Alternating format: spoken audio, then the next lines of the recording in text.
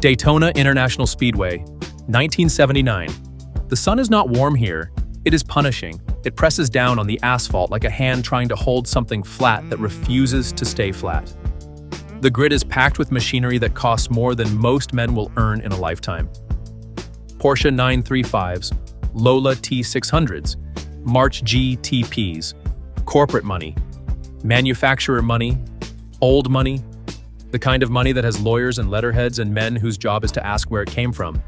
And right there in the middle of all of it, a car that has no business being here. A team with no factory backing, no corporate sponsor, no press release. Just 3 men and a bag. Not a briefcase, not a wire transfer. A bag.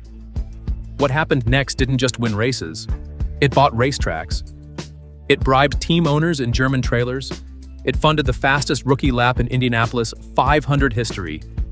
And it ran directly through the heart of American motorsport for nearly a decade before anyone official admitted they could see it. This is not a story about fast cars. It's a story about what happens when an entire sport looks the other way, and why some of the most legendary machinery in American racing history was purchased with drug money. Not metaphorically, literally.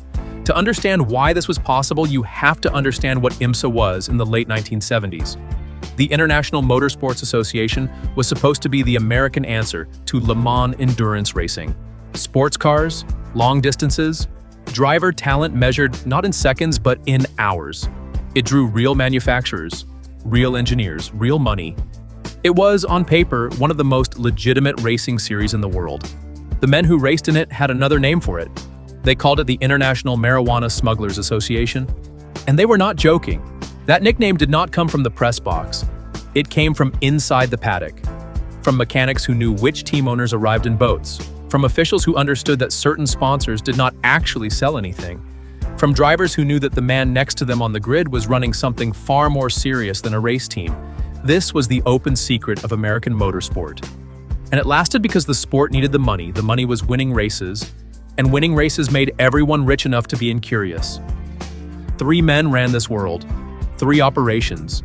1 shared secret. This is the first. His name was John Paul Sr. Dutch-born, Harvard-educated, a millionaire mutual fund manager who walked away from Wall Street to go racing. On paper, the American dream assembled in perfect sequence. Pedigree, education, wealth, talent. On the track, he was the real thing. He won the 24 hours of Daytona. He won the 12 hours of Sebring. He and his son, John Paul Jr., became the first father and son to win an IMSA race together. They were legends of the series. Between 1976 and 1981, while he was becoming a legend, John Paul Sr. was also moving 90 tons of marijuana from Colombia into the United States. 90 tons. That is not a number that belongs next to the phrase side hustle. That is an operation with logistics, with infrastructure, with a 42-foot yacht called the Lady Royale that was not a pleasure craft. It was a delivery vehicle. And the money that came off that boat, cash, physical cash, became JLP racing, became the Porsches, became the crew, became the trophies. But here is the detail that separates this story from every other story about crime and money. John Paul Sr. was not simply a smuggler who liked cars. He was a man who left people behind him. His ex-girlfriend, Chalice Paul, disappeared in Key West in 1981. She was never found. When a federal witness named Stephen Carson agreed to testify against him, Paul Sr. did not hire a lawyer, did not flee, did not negotiate. He walked up to Carson personally, ordered him into the trunk of a car, and shot him 5 times. Carson survived. Paul Sr. fled the country. He was eventually arrested in Switzerland, extradited, and sentenced to 15 years in federal prison. 15 years for 90 tons. For a man who ordered another man shot in the trunk of a car. The race results still stand. But John Paul Sr. was not the most dangerous man in this story. He was not even the most reckless.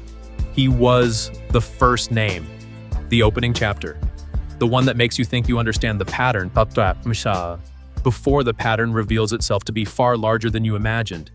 There were 2 more men, 2 more operations, and the second one did something so brazen, so openly criminal, that a German team owner in a Le Mans paddock stood in his own trailer counting cash out of a stranger's bag and said nothing. To no one. For years. That story is next. Hit like, subscribe, and uncover more incredible stories with us.